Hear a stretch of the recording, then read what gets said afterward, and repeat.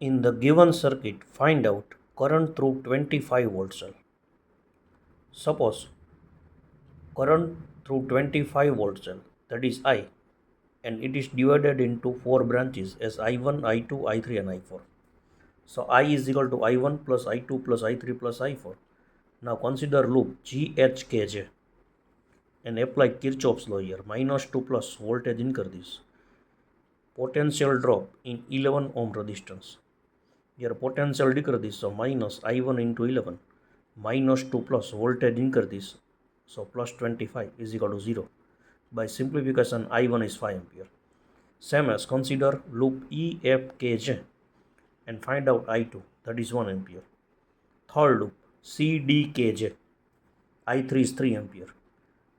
And last loop ABKJ, then I4 is 3 ampere. So current through 25 volt cell is I is equal to I1 plus I2 plus I3 plus I4 is equal to 5 plus 1 plus 3 plus 3. So it is 12 ampere. Thank you.